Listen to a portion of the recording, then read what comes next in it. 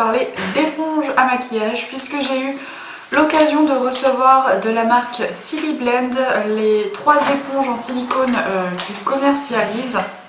Donc je pense que vous avez peut-être vu plein de vidéos déjà à ce sujet. Il s'agit tout simplement d'éponges en silicone qui apparemment concurrencerait le Beauty Blender et serait même mieux d'après ce que j'ai vu et ce que vous avez peut-être vu. Donc avant que j'oublie, au niveau des coûts, sur le site de Silly Blend, elles sont vendues 12 € l'unité. C'est moins cher que le Beauty Blender, donc si c'est aussi bien, ça serait tout bénef. À la base, donc je voulais vous faire une vidéo premières impressions où je vous montre directement ce que j'en pense à l'application, etc. Mais au vu du produit, je préférais tester en amont, vraiment sur plusieurs jours, voir différentes applications, différents types de fond de teint pour pouvoir vous en dire plus. Donc j'en ai reçu 3 que je vous montrerai en close-up. Donc j'ai reçu celle-là, c'est celle que j'utilise qui est en forme un peu triangulaire. C'est ma préférée parce que je trouve que les autres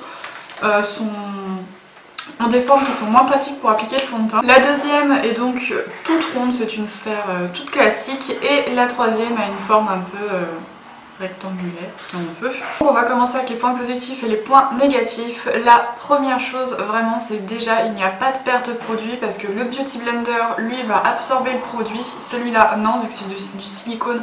Le produit reste à la surface et ne pénètre pas dans le Beauty Blender, donc vous êtes même parfois obligé de mettre moins de fond de teint parce que moi je sais que j'en mets un peu moins du coup parce que sinon vu que l'éponge n'en absorbe pas, et parfois ça peut en faire trop et du coup si on met trop de fond de teint c'est pas beau, ça se voit et ça fait vite un effet keki. La deuxième chose que j'ai notée, c'est que c'est vraiment plus facile à laver que le Beauty Blender parce que le Beauty Blender c'est souvent difficile vu que c'est une éponge de le nettoyer entièrement, d'arriver à le récupérer comme neuf. Moi le mien j'y arrive pas à tel point qu'il va falloir que j'en rachète un.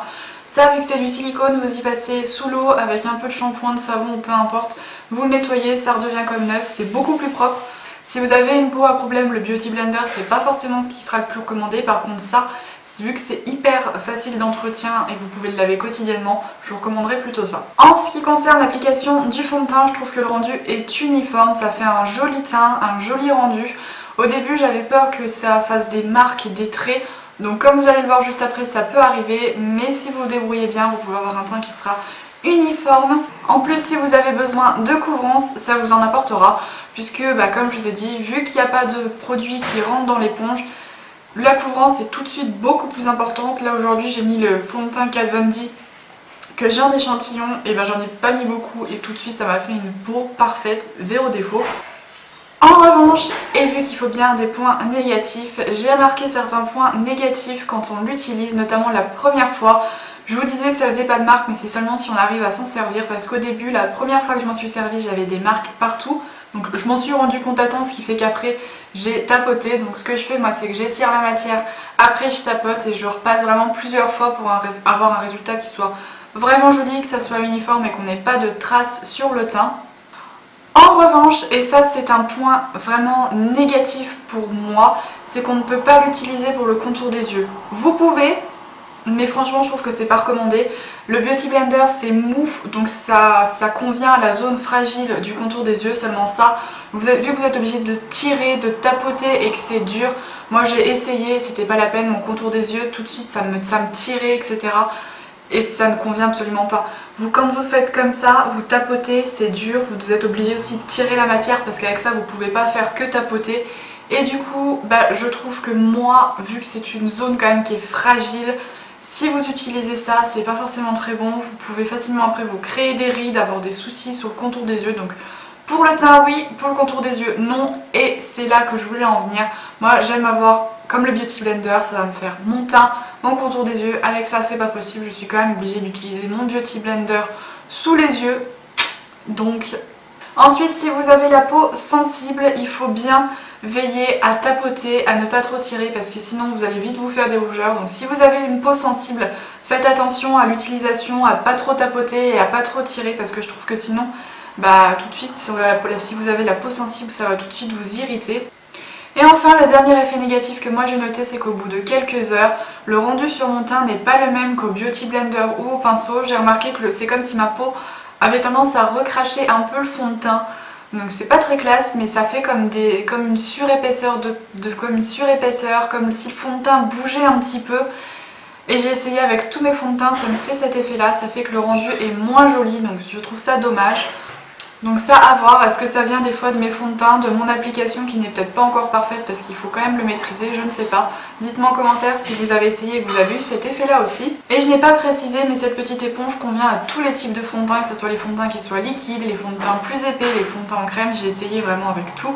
Et moi je trouve que ça va parfaitement. Donc sur ce, je vais vous laisser avec quelques images de l'application du fond de teint avec la Celi-Blend quand même, que vous puissiez voir un petit peu comment je l'applique, ce que ça rend au fur et à mesure et on se retrouve juste après.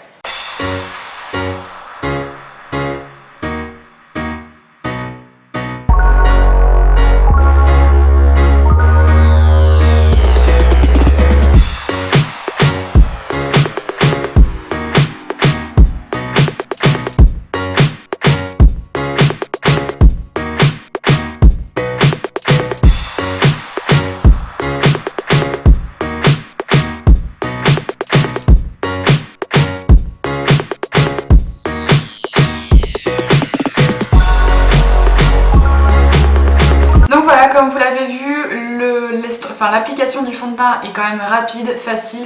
Je trouve quand même qu'elle est moins rapide qu'à l'éponge Beauty Blender et moins rapide qu'au pinceau, mais ça va encore, on ne met pas non plus 10 minutes en plus, ça passe. Et comme vous pouvez voir, l'effet est quand même joli. D'ailleurs, j'ai appliqué mon fond de teint ce matin avec le Celi-Blend et je vais vous montrer d'un peu plus près le rendu que ça donne. Donc comme vous pouvez voir, le rendu est quand même hyper naturel. Ça fait un effet un peu peau parfaite. Je pensais que la matière n'allait pas forcément bien aller dans les pores, etc. ou dans les ailes du nez, mais ça va franchement. L'application est quand même plutôt facile, une fois qu'on a pris le coup de main ça va et le rendu est quand même plutôt joli. Moi je sais que j'aime bien. Il n'y a qu'au bout de quelques heures, comme je vous ai dit, où ça a tendance à devenir un peu bizarre. Alors est-ce que c'est ma peau, est-ce que c'est mes fonds de teint qui font ça? Je ne sais pas. Mais voilà en tout cas le rendu.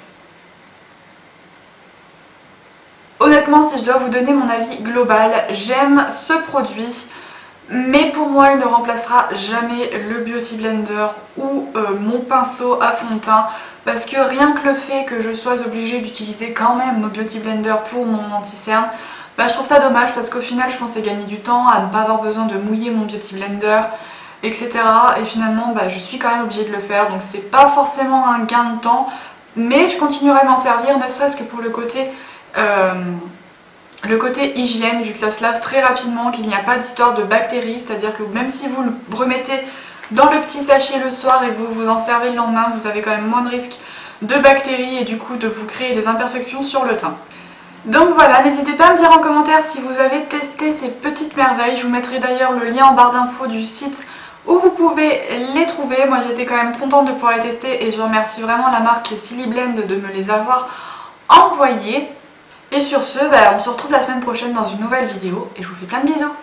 Bye!